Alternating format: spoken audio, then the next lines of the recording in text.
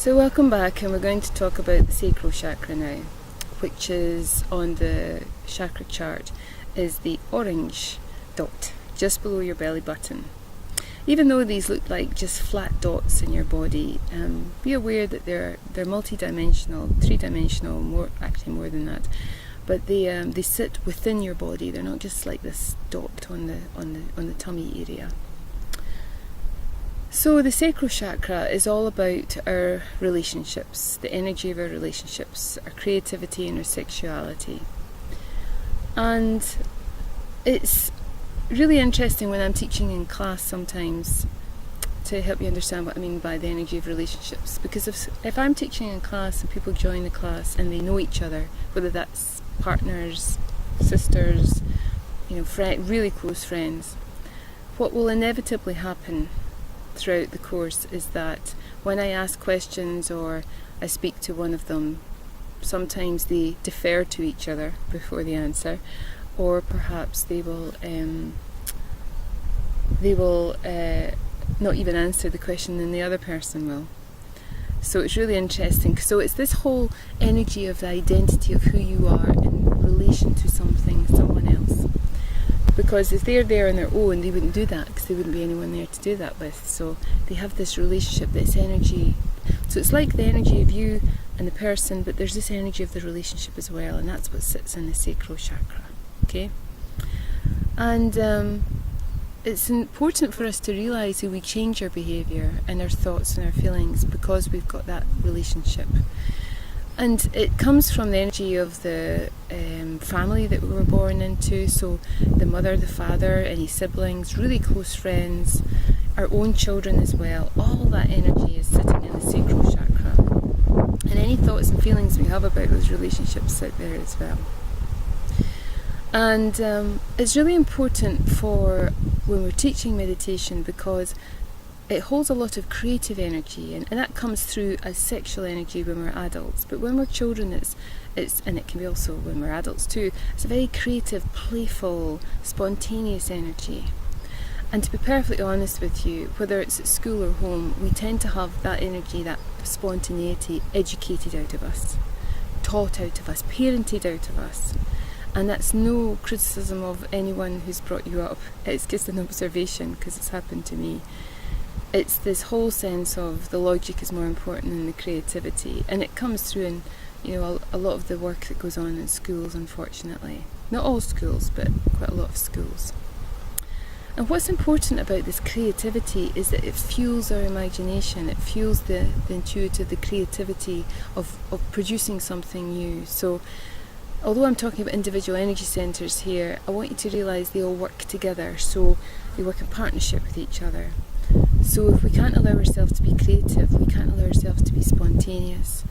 And when you come to teach children's meditation, it is about being in the moment, and almost like a meditation that you would practice yourself, being very open and curious and creative and spontaneous to the experience, rather than having this set track that you go down.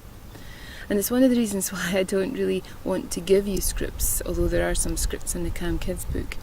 I really want it to be a unique experience for you when you create the meditation, whether it's an idea, that's a mindfulness activity, the words that come to you, the direction you go in, or whether it's a guided meditation that you use, or even once you finish this course, this big meditation tool bag, ideas and different tools you can use. It'll be which one feels right to use today with this group of children or this child, what feels right. But because as adults we've had this taught out of us, it's quite tricky. And this is something you'll find as we go through the course, that we will help with the development of that. So this creativity, this energy in our sacral chakra, how do we help it come back into balance? Well, it's about bringing in the colour again, the colour orange, in a similar way that we talked about in the root chakra. Or we can bring in sound. Sound is a very powerful tool, and although it works with the throat, it has a strong relationship with the sacral. So making sounds, listening to sounds can be very powerful. Any kind of movement in the form of playful movement, like dance, or just being silly, moving around, just moving the hips in any particular way, or for you, moving them in a figure of 8. It's very powerful in the sacral chakra, and releasing and letting go of what we hold in our hips, all that energy. Using certain crystals as well can be very helpful, and also using tools like art therapy, mandalas that I'll use in another module, anything that has this expressive nature to it. And of course writing and journaling can be very good too, but it's the more playfulness. It's not the sense of having to write something, it's the ability to let go and just see what comes up. And if you're struggling with that, what I would invite you to do is to think about your own meditation practice when you sit to practice, mindfulness. You may use the same technique over and over again, but the thoughts and the feelings that you have each time you practice meditation are going to be unique, because you are unique. You don't go into your meditation going, I'm going to have that thought then, I'm going to have that feeling then, and that's going to happen, that twitch is going to happen then.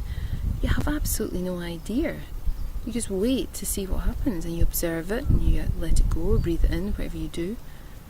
And that's, very similar to the process of creating a meditation, that spontaneity and playfulness. And I want to invite the idea for you that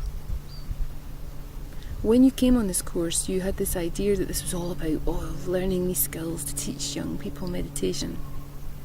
But if those young people didn't exist in your life, you wouldn't be on this course, so therefore you wouldn't be doing the practices that will be coming up, that you'll be trying. So in some way, that the children in your life have brought you by the hand to this course to help you develop and be more creative and playful and spontaneous in your life. What I call moving out of the head and into the heart. So this is something for you to bear in mind, that it's not a one-way relationship when we teach meditation. It's not directed at them. It's a shared experience that we have with them, and we are sharing this experience when we're with them.